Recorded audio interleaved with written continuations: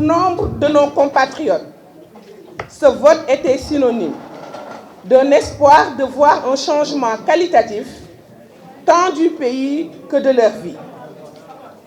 Mais l'on avait tôt fait d'oublier l'enfer que le nouveau pouvoir avait fait vivre à nos populations quand il était dans l'opposition.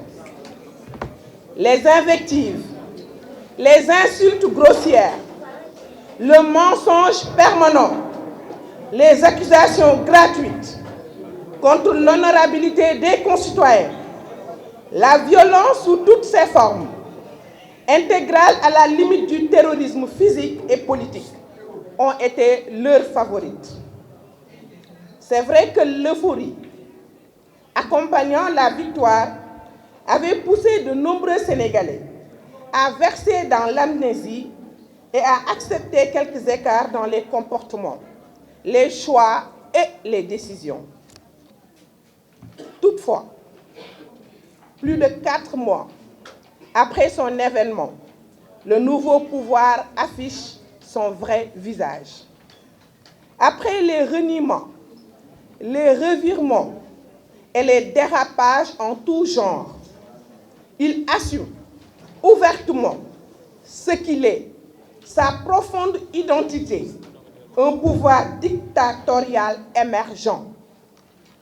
Celui-là même qui se complaît dans le déni outrancier, dans la volonté d'écraser toutes les institutions de la République, de bâillonner toutes les libertés démocratiques, de mater toutes les formes de rejet ou d'opposition à des sordides décisions. Enfin, dans sa logique de fouler du pied tout l'édifice administratif, socle de notre état de droit. Mon expérience personnelle récente en est la parfaite illustration. Parce que je suis une femme politique, engagée, assumant fièrement mon camp politique, celui de l'Alliance pour la République et de la coalition Benno Bokk Yakaar. J'ai été victime de persécutions, de harcèlement, de dénigrement mensonger et d'un acharnement politico-administratif rarement vu au Sénégal. Jugez en vous-même. En effet, tout débute au lendemain de ma participation, le 24 juin 2024, à une émission organisée par une radio de la place, je vais nommer l'ARFM, sur les 100 jours du nouveau programme. Certainement, les adeptes de la pensée unique, souhaitant une opposition de confort, avaient souffert de mes critiques tranchantes, car dès le lendemain était enclenchée une brutale opération de démolition de ma personne. C'est ainsi, le 24 juin 2024, invité à l'émission RFM Matin, après 90 jours d'exercice de pouvoir par le président Bassirou Diomaye Faye. Le 25 juin, le lendemain, je reçois la lettre de la mise en demeure avec le sort confidentiel par mon ministre.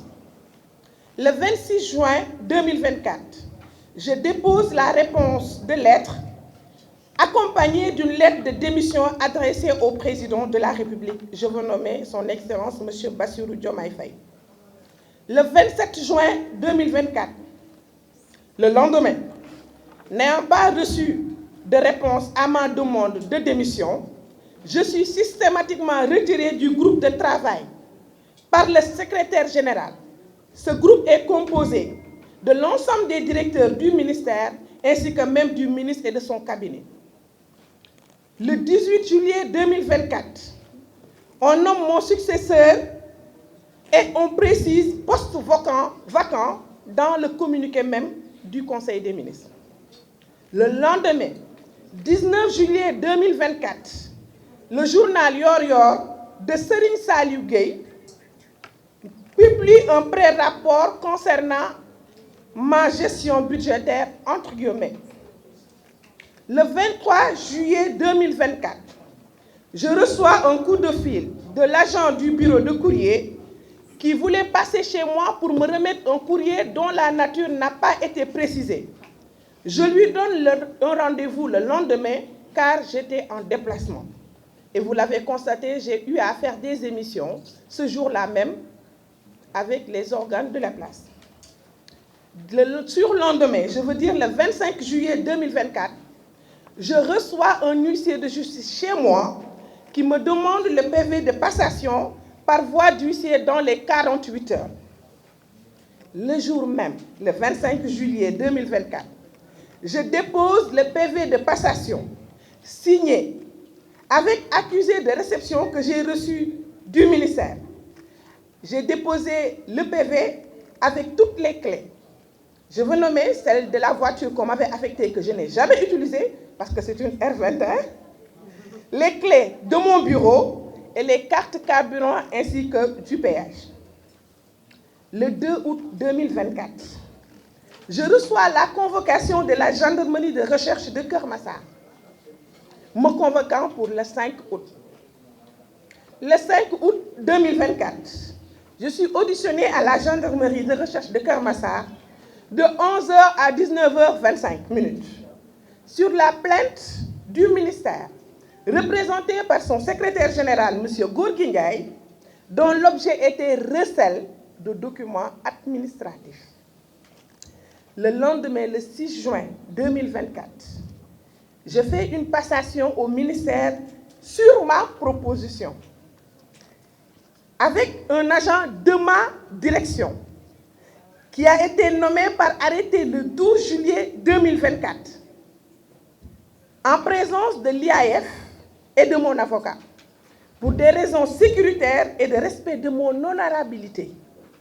Puis, je retourne à la gendarmerie et je suis entendue par le major Kandji sur le PV de passation qui a été signé sans réserve par les parties, à préciser, sans réserve. Nota bene, tous les documents estampillés confidentiels qui m'ont été envoyés par mon ministère se sont retrouvés au niveau de la presse nationale. Mesdames, Messieurs les journalistes, la reddition des comptes est une absolue nécessité dans une république et tout état de droit digne de ce nom.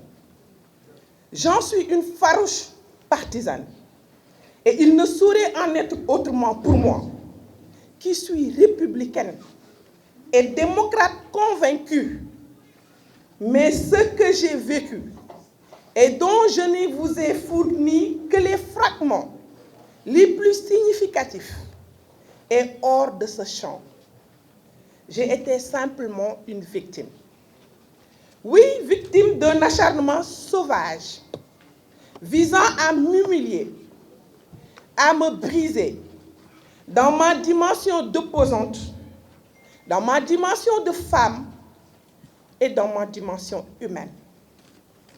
Oui, j'ai été victime de l'incurie d'un antisystème, devenu système, avec ses logiques d'élimination de toutes sortes et personnes d'opposition. Ce qui s'est passé avec moi est étranger aux principes administratifs primaires et atypique. De 1960 à nos jours, aucun agent n'a été convoqué pour passation de service, a fortiori un directeur national. Ce qui s'est passé avec moi, prolongeant toutes les forfaitures et autres actes antidémocratiques perpétrés par le nouveau pouvoir, est une alerte pour toute l'opposition sénégalaise et pour tout le peuple sénégalais. Ceux qui nous dirigent sont violents et nourrissent le rêve d'installer la dictature et la violence sur toutes ses formes. Au besoin par la destruction de la cohésion nationale, l'exemple de l'Église en est une parfaite illustration et plongé notre pays dans le pire des chaos. Mesdames et messieurs les journalistes, je vous remercie de votre attention.